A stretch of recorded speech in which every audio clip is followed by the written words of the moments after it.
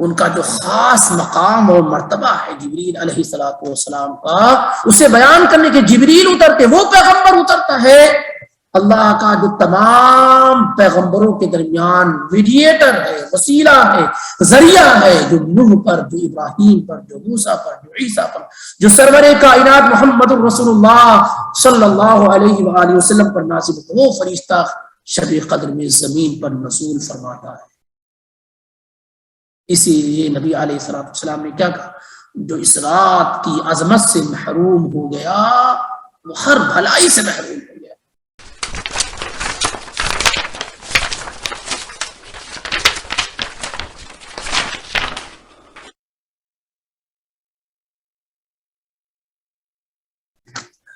سورہ کے اعتبار سے جو سورہ آج ہمارے درمیان ہے وہ کون سی سورہ ہے؟ سورۃ القدر ہے، سورۃ القدر۔ اور اس سلسلے میں زیادہ گفتگو نہیں کرنی ہے، انشاءاللہ رب العالمین رمضان کے قریب اس کے متعلق تفصیل سے گفتگو آ جائے گی۔ تو ترتیب میں وہ سورہ آ رہی ہے، اس لیے اس کا ترجمہ اور مختصر تفسیر ذکر کی جا رہی ہے۔ بسم اللہ الرحمن الرحیم، انا انزلناہ فی لیلۃ القدر،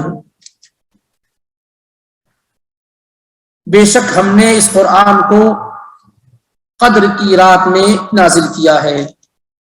یہ سورہ ہے سورۃ القدر، مکی ہے یا مدنی ہے؟ سورۃ القدر مکی ہے یا مدنی ہے؟ کون بتا سکتا ہے؟ مکی ہے۔ آپ کو یاد ہوگا شروع درس میں بتایا گیا تھا کہ 82 سورتیں، 82 سورتیں وہ جو بالاتفاق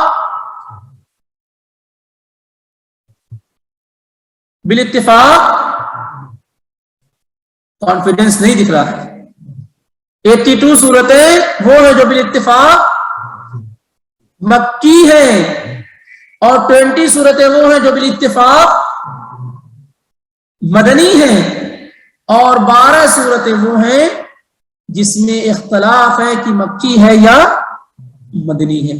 ان 12 سورتوں میں سے ایک سورہ کیا ہے؟ القدر بھی ہے۔ بعض مفسرین کی رائے ہے کہ سورہ مکہ میں نازل ہوئی، اور بعض کی رائے ہے کہ یہ مدینہ میں نازل ہوئی۔ واللہ عالم، زیادہ قریب بات یہ ہے کہ یہ سورہ مدنی ہے۔ زیادہ قریب بات کیا ہے؟ کہ یہ سورہ مدنی ہے، لیکن اختلاف اس میں کیا ہے؟ موجود ہے۔ بلکہ یہ اسی میں دیکھیے، اس میں لکھا ہوا سورۃ القدر مکیۃ، یہ سورہ قدر کیا ہے؟ مکی ہے۔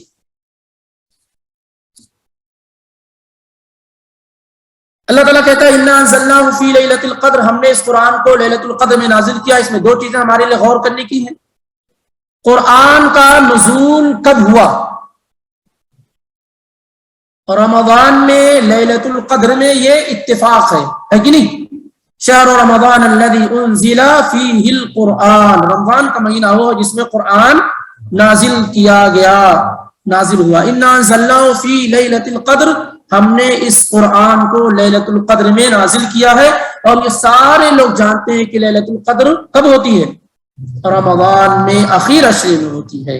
اور ایسے اللہ تعالیٰ سورۃ دخان میں کہتا ہے انا انزلناہ فی لیلۃ مبارکہ، ہم نے اس قرآن کو کب نازل کیا ہے؟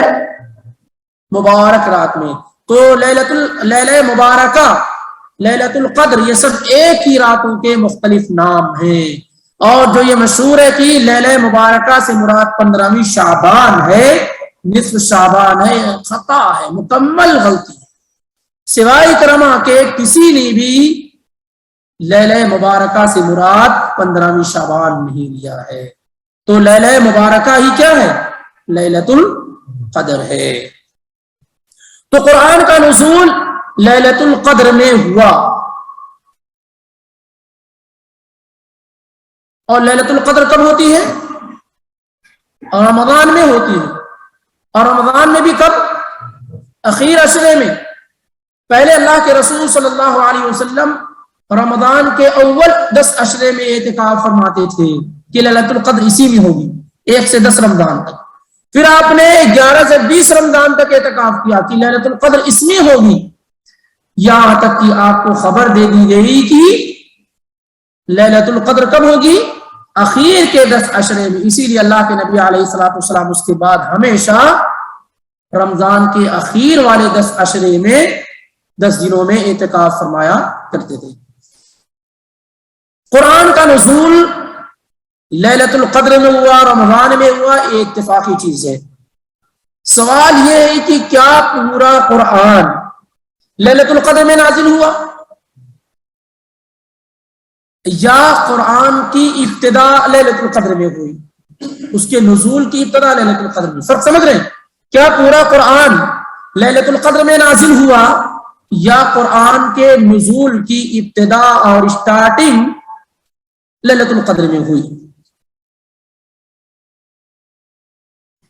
عبداللہ ابن عباس رضی اللہ تعالی عنہ سے مروی ہے، امام طبری ذکر کرتے ہیں اور اس کی سند مضبوط ہے کہ وہ کہتے ہیں کہ پورا قرآن اللہ تعالی کی جانب سے لیلۃ القدر میں نازل ہوا۔ کہاں؟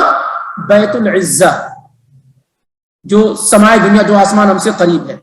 اللہ کی جانب سے پورا کا پورا قرآن لیلۃ القدر میں اللہ کے پاس سے اس آسمان پر جو آسمان ہم سے قریب وہاں نازل ہوا، اور پھر وہاں سے حسب ضرورت تھوڑا تھوڑا رسول اللہ صلی اللہ علیہ وسلم پر نازل ہوتا رہا، یہاں تک کہ 23 سالوں میں جا کر کے مکمل ہوا۔ یہ ان کی رائے ہے، لیکن اس سلسلے میں نبی علیہ الصلوۃ والسلام سے کوئی چیز مروی نہیں ہے۔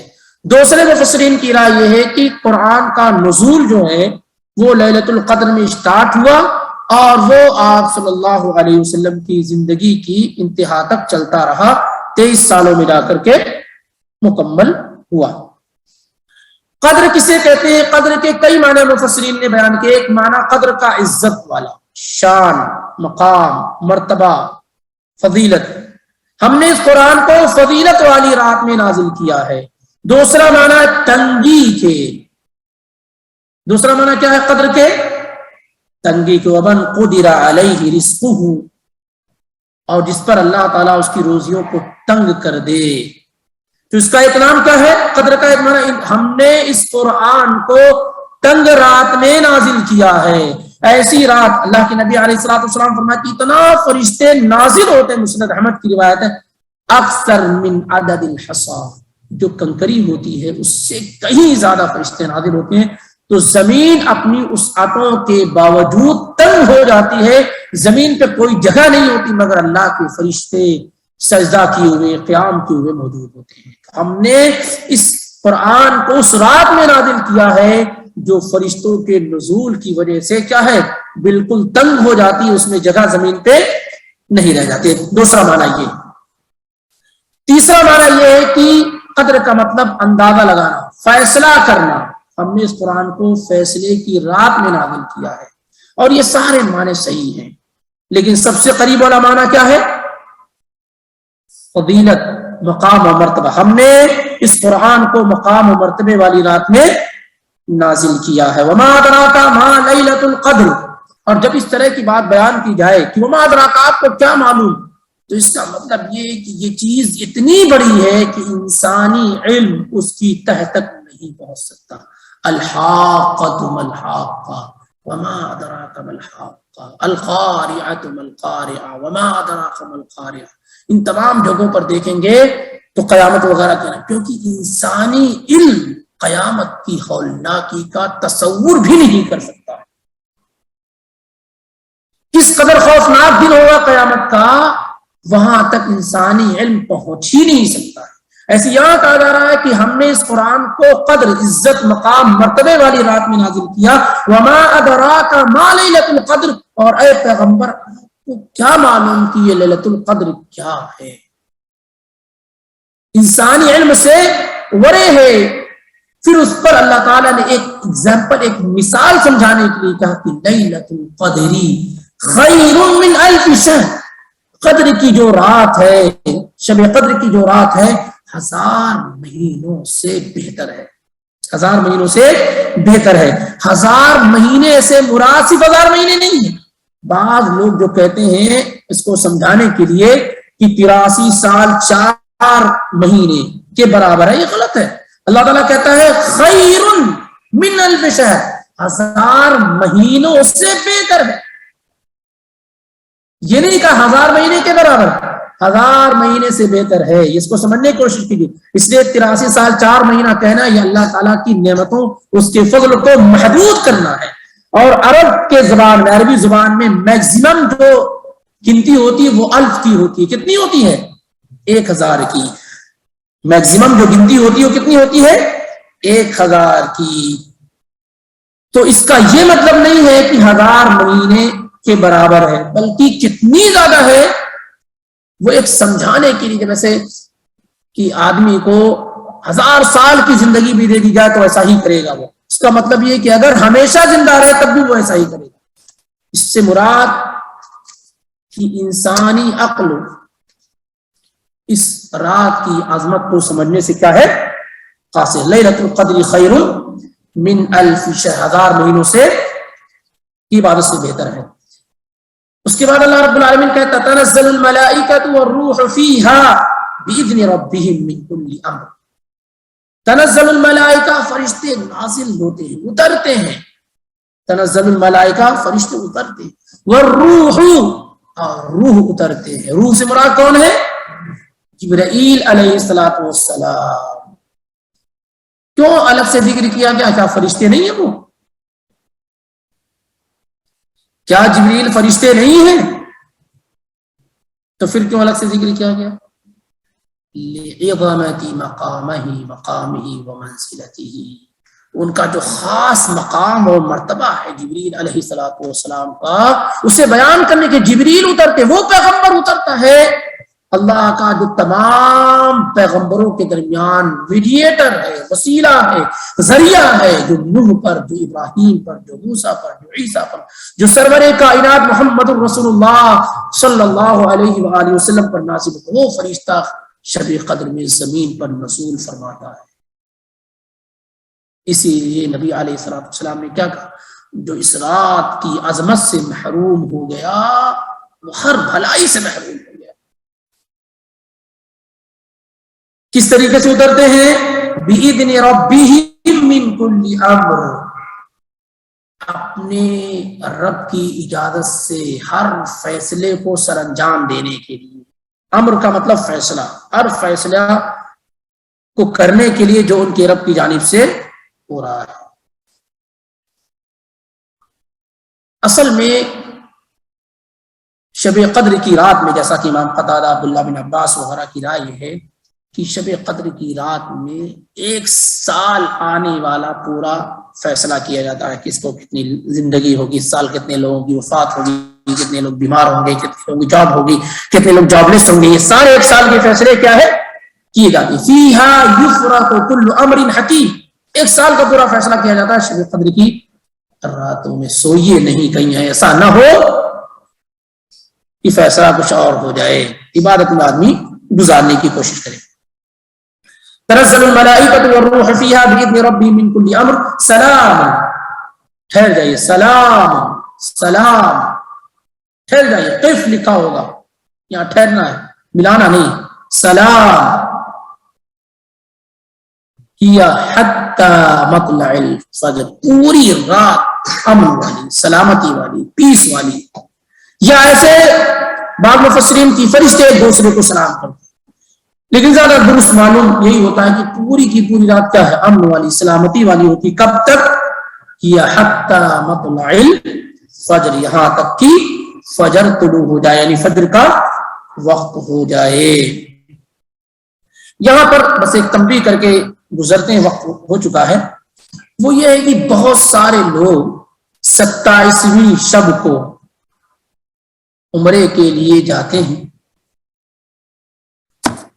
اور بعض لوگوں میں یہ بھی مشہور ہے کہ شب قدر کیا ہے؟ 27ویں رات ہوتی ہے. یہ الگ بات ہے کہ بعض صحابہ کا منہج تھا، ان کی رائے تھی وہی نقاب وغیرہ. انشاءاللہ کبھی اس موقع پر، کبھی کسی موقع پر تفصیل سے گفتگو ہوگی. لیکن صحیح بات کیا ہے اس سلسلے میں کہ یہ رات بدلتی رہتی ہے، کبھی 21 میں، کبھی 23 میں، کبھی 25 میں، کبھی 27 میں، کبھی 29 میں. اسی لیے نبی صلی اللہ علیہ وسلم نے کہا تلاش کرو. تلاش کیسے کیا جاتا ہے؟ جب کئی چیزیں موجود ہو، جب ایک ہی ہو تو تلاش کرنا کیا؟ تو بہت سارے لوگ یہ سمجھتے ہیں کہ 27ویں رات شب قدر ہے، نمبر 1۔